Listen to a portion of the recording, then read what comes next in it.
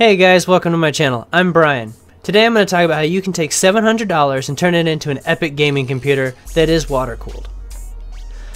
First I'm going to show you guys the parts, talk about the prices and why I picked them. I'm going to do a quick unboxing of the few pieces that have more than one piece. I'm going to build it outside of the case and do a post test. Build it inside the case, do some wire cleanup and make it look pretty. Then I'm going to do some overclocking and wrap it up with a little bit of testing with Passmark, 3D Mark, and Valley Bench. So if you'd like to see how I build a computer, pay attention to today's Chanley style.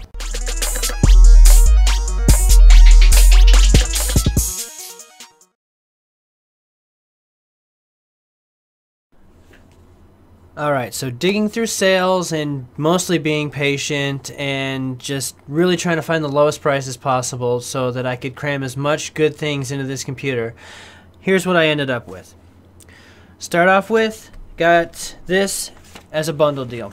It came with a A1077K. Got that for $146 with Battlefield 4. The 4 gigabytes of Radeon memory. 6600 megahertz, picked that up for $43.74, and then I also got the Asus motherboard. It was $49, but I got it on sale for $39.31. Now you got to be careful with bundle deals because it looked really good, but if I'd actually looked a little harder, I probably could have brought the price down on the processor and the RAM. That was my mistake. So learn from my mistake and keep going, and you'll be fine. I also got a 2 terabyte Barracuda mechanical hard drive. This was $120. I picked it up for $80.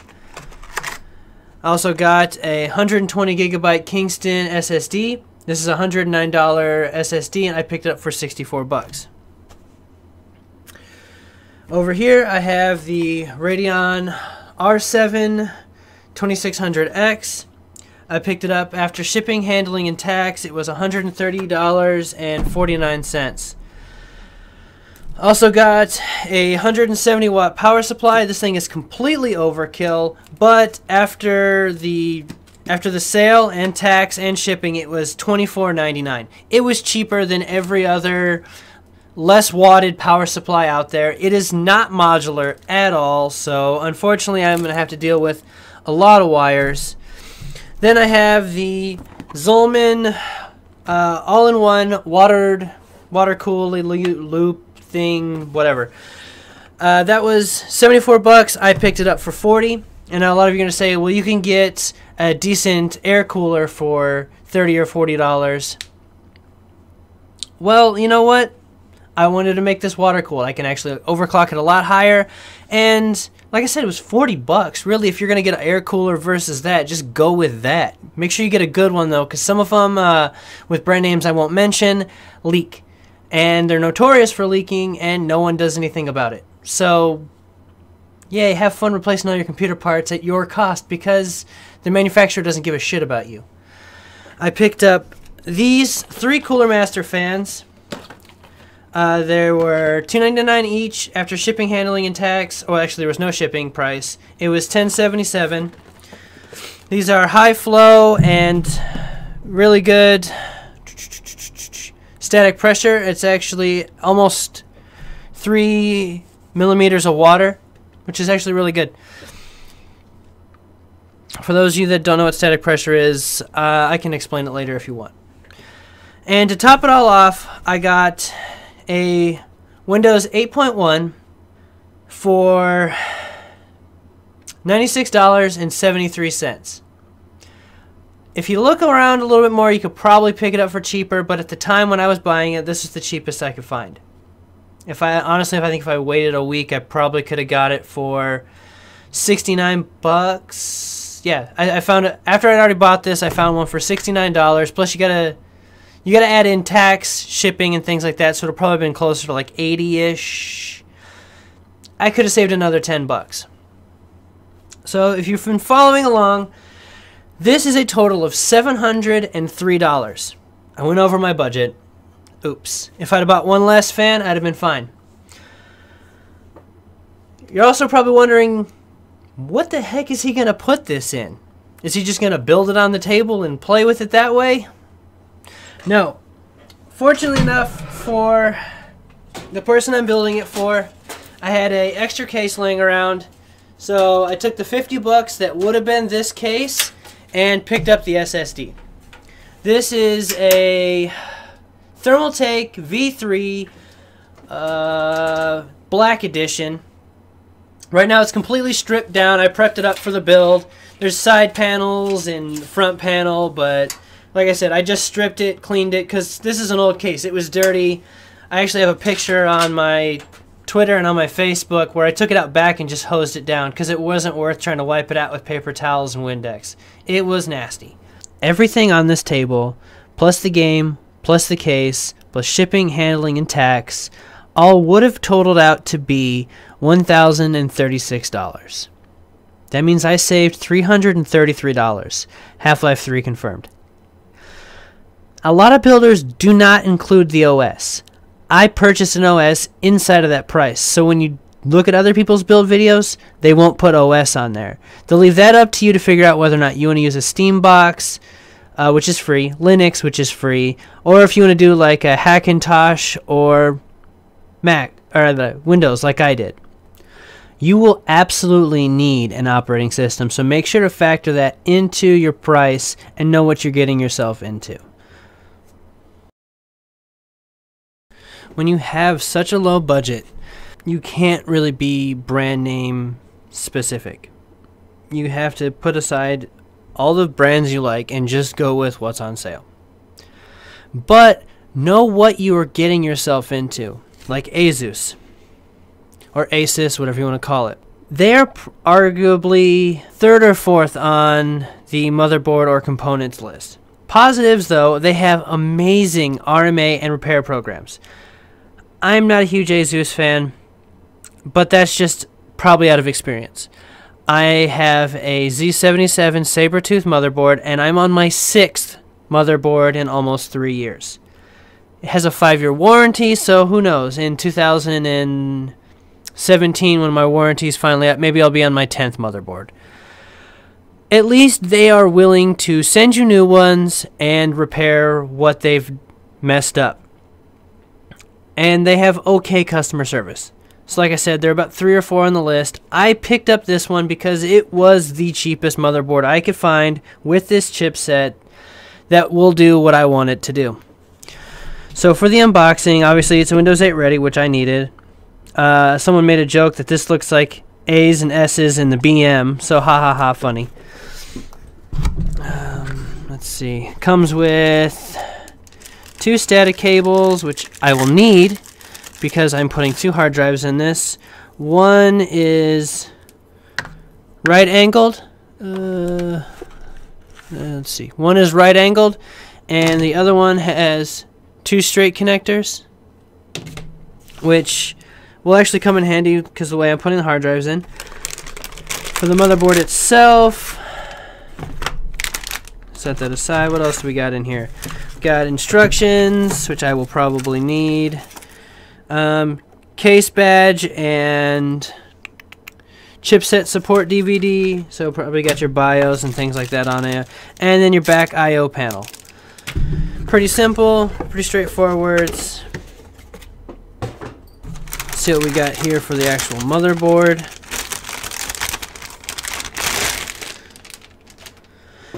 Let's see, I'm going to have to remove that because I'm putting the water block on there, and I'm pretty sure that's not going to really work. You got your USB or your keyboard plugs.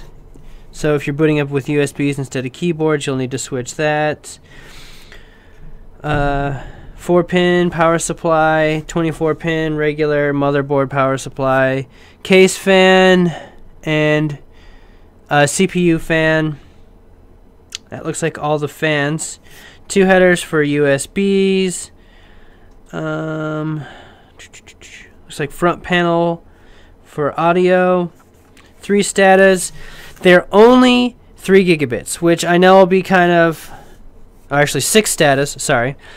Which they're only 3 gigabits, so I know I'll be taking a hit when it comes to the SSD performing where it's at. But the SSD is really only for the boot drive.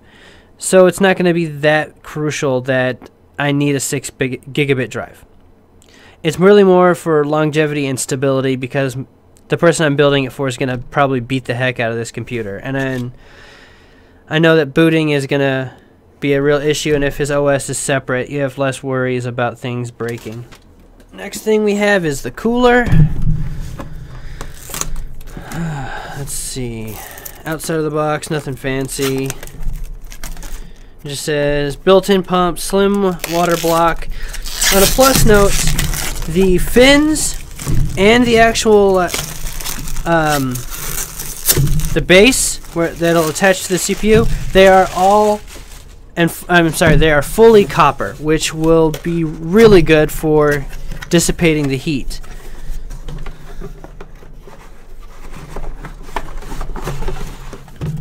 Alright, let's pull this out.